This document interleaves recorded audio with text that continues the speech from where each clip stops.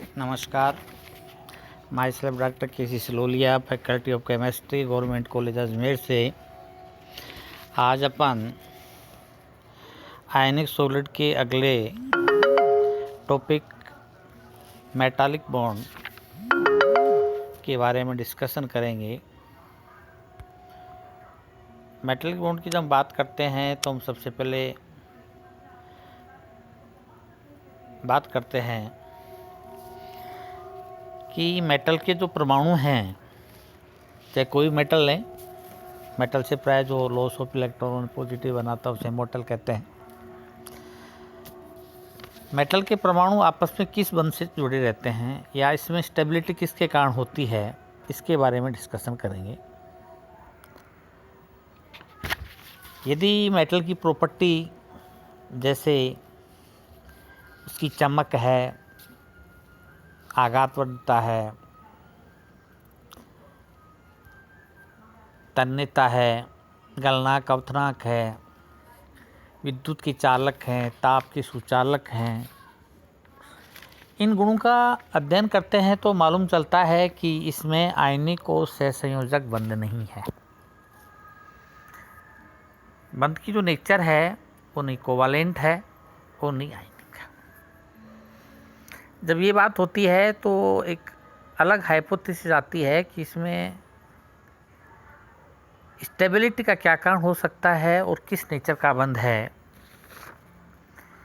इसको एक्सप्लेन करने के लिए 3 नियम दिए गए, जिसमें सबसे पहले कहा गया फ्री इलेक्ट्रॉन थ्योरी, मुक्त इलेक्ट्रॉन सिद्धांत। नंबर 2 का वैलेंस बॉन्ड थ्योरी अर्थात संयोजी बैंड सिद्धांत and molecular orbital theory and band theory. ये 3 सिद्धांत दिए गए। इन 3 सिद्धांत के द्वारा अलग अलग साइंटिस्ट ने अलग अलग नियम से समझाने की कोशिश की कि मेटल की स्टेबिलिटी निम्न प्रकार के बंध से होती है। सबसे पहले बात करते हैं मुक्त इलेक्ट्रॉन सिद्धांत की, जो 1900 में साइंटिस्ट ट्रून ने दिया था और 1923 में लॉरेंटेज द्वारा इसको विकसित किया गया। इस सिद्धांत में एक अवधारणा दी गई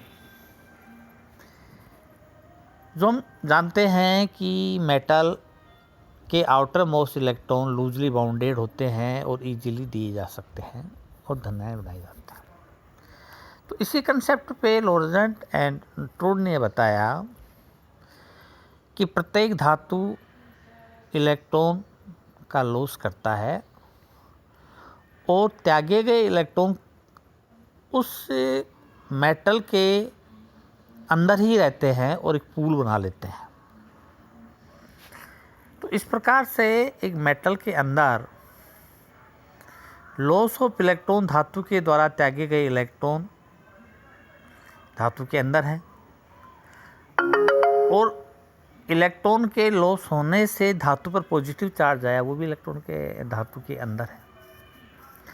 तो इस प्रकार से धातु में धातु के इलेक्ट्रॉन द्वारा धातु में ही नेगेटिव और पॉजिटिव आवेश बन जाते हैं और उनमें अट्रैक्शन आ जाता है और इसको पूल का नाम दिया और इसमें स्टेबिलिटी डेवलप हो जाती है। जो अपन ने एक डायग्राम के द्वारा बताया है कि सपोज ये कोई मेटल है जिसने इलेक्ट्रॉन का लॉस किया तो इसके ऊपर पॉजिटिव चार्ज आ गया और इलेक्ट्रॉन इसी सराउंडिंग में, इसी चारों तरफ है। तो सेम इसी प्रकार से यहाँ एक कंडीशन जो बता रहे हैं वो ये बता रहे हैं कि अट्रैक्शन फोर्स पैदा हो गया और इस अट्रैक्शन फोर्स के कारण यहाँ स्टेबिलिटी आ गई। ये सिद्धांत मुक्त इलेक्ट्रॉन सिद्धांत है और एक शब्द का उपयोग किया गया जिसे मेटेलिक लस्टर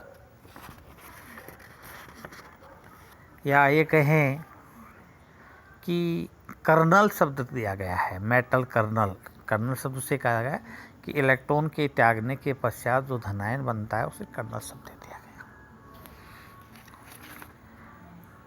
ये बॉन्ड की अवधारणा देने के बाद में धातु के कुछ प्रॉपर्टीज़ हैं जिन्हें समझाया गया कि मेटेलिक प्रवृत्ति का मेटल में फ्री इलेक्ट्रॉन के आधार पे बंध बनता है, जिसे निम्न प्रॉपर्टी समझाएगी। Property number 1, metallic cluster. Metallic cluster का मतलब हमने पहले बता दिया कि एक इलेक्ट्रॉन का पूल बन जाता है और जो इलेक्ट्रॉन त्याग करके जो बना है वो कर्नल है। तो इसके द्वारा बताया गया कि जो धातु में चमक होती है वो इलेक्ट्रॉन प्रकाश का परावर्तन करता है, जिससे का चमक आती है। इसलिए माना कि इसमें बंद यही होता है। दूसरी बात की विद्युत चालक की। विद्युत चालक की बात की तो विद्युत चालक में बताया कि जब धातु को विद्युत क्षेत्र में रखते हैं या लगाते हैं तो एनोड और कैथोड डेवलप होते हैं, और एनोड जो है, एनोड के ऊपर इलेक्ट्रॉन जाते हैं। इससे सिद्ध होता है इसमें कि जो इलेक्ट्रॉन आए कहाँ से, धातु के द्वारा त्यागे गए थे, इसलिए वो आ गए। 3 नंबर प्रॉपर्टी बात करते हैं तो थर्मल कनेक्टिविटी की बात करते हैं। थर्मल कनेक्टिविटी के बारे में स्पष्ट कहा गया है कि धातु का एक सिरा गर्म करते हैं तो दूसरा सिरा गर्म हो जाता है, तो वो धातु गर्म एक सिरे से दूसरे सिरे तक टेम्परेचर किसके माध्यम से पूछा, इट मीन्स ये थर्मल कंडक्टर हैं। तो थर्मल कंडक्टर का कैरियर कौन कर रहा है, इलेक्ट्रॉन कर रहा है। तो ये भी वहाँ बात प्रूव होती है। नेक्स्ट हम बात करते हैं मैबेबिलिटी एंड डक्टिलिटी, तन्यता जिसको कहते हैं। तो ये कहा कि एक धातु को मतलब हम हथौड़े से पीटते हैं तो उसमें चद्दरनुमा बन जाता है, और ये चद्दरनुमा जो बन रहा है वो इलेक्ट्रॉन के और धातु के अट्रैक्शन से बन रहा है था। इलेक्ट्रॉन मुक्त है, इसे प्रदर्शित करता है, इलेक्ट्रॉन फ्री है। उसके बाद में बात करते हैं इसमें कमियां क्या रही। कमी की बात करते हैं तो लिमिटेशंस की जब बात आती है तो एक ही बात आती है कि यदि धातु में इस प्रकार के बंध हैं तो सभी धातुओं के गुण समान होने चाहिए। चुंबकीय गुण, चालकता, अचालक, अर्धचालक, भिन्न भिन्न धात्विक गुण तथा पृथक पृथक गलनांक फ्री इलेक्ट्रॉन थ्योरी के द्वारा नहीं समझाए जा सकते। ये इसकी कमी है। उसके बाद में नंबर 2 बात करते हैं हम। नंबर 2 बात करते हैं valence bond theory.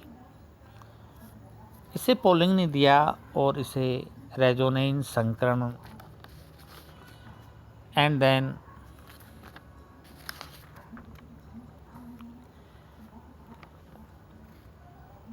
Metallic bond, इस प्रकार से जो समझाने की कोशिश की है। इसमें 3 शब्द लिए हैं इन्होंने। नंबर 1 लिया है रेजोनेंस।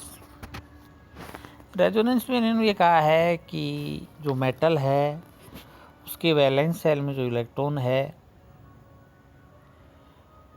वो इलेक्ट्रॉन लॉस के बाद में पॉजिटिव बनता है, और जो बॉन्ड बनता है वो रेजोनेंस के द्वारा सर्कुलेट करता रहता है। जो यहाँ हम बता रहे हैं, ये इसके मध्य यहाँ बन गया, ये यहाँ बन गया, ये और ये। तो ये इलेक्ट्रॉन आगे से आगे बंध बनाता रहता है। उस बंध के कारण ये, इस रेजोनेंस के कारण ये स्टेबल है। नेक्स्ट बात की गई हाइब्रिडाइजेशन की, संकरण की बात की गई। तो संकरण के बारे में बताया गया कि धातु में N, S, N, P और N, D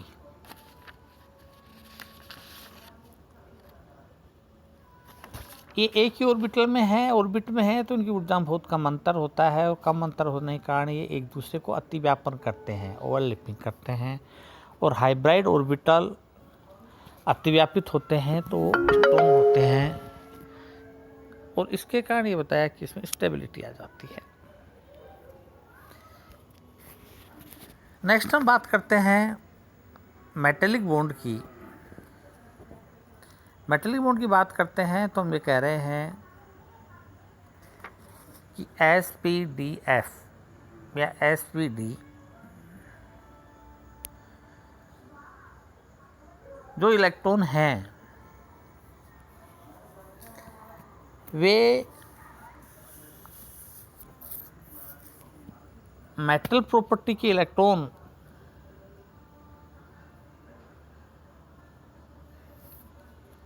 मेटल का मतलब इलेक्ट्रॉन का लॉस कर देंगे वो, और इलेक्ट्रॉन लॉस करने से दूसरे ऑर्बिटल में जा रहे इंटर ऑर्बिटल, यदि s ऑर्बिटल फुल भरा हुआ है तो s ऑर्बिटल का इलेक्ट्रॉन वैकेट d में चला जाएगा, तो d और s के मध्य बॉन्डिंग हो गई। इस प्रकार से स्टेबिलिटी आ जाती है और स्टेबल कण स्थायी होते हैं, ये इन्होंने बताया। उसके बाद में इस वैलेंस बॉन्ड थ्योरी की भी कुछ कमी आई और ये बताया कि ये धात्विक चमक को शो नहीं करता है और उसमें विद्युत चालकता को डिफाइन नहीं करता है। ये बात है। अंत में एक सिद्धांत दिया मॉलिक्यूलर ऑर्बिटल थ्योरी से बैंड थ्योरी भी कहते हैं। इसके अनुसार मेटेलिक बॉन्ड को समझाने की कोशिश की गई। इसको यदि हम समझें तो एक डायग्राम के माध्यम से समझेंगे, वो ये है जिसे मैं कोशिश कर रहा हूँ कि सपोज एक मेटल है, दिस इज मेटल, और उस मेटल में वैलेंस सेल में या वैलेंस सेल हाफ फिल्ड है या पार्शली फिल्ड है या कुछ इलेक्ट्रॉन है।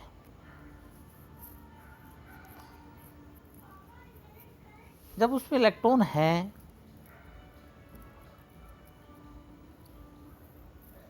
तो वे अपने इलेक्ट्रॉन को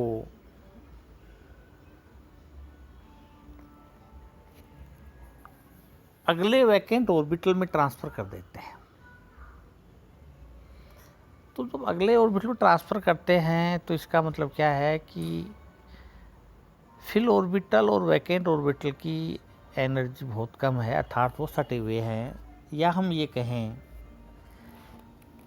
कि D1 है या D2 है, तो D2 है तो वहाँ 5 ऑर्बिटल्स जो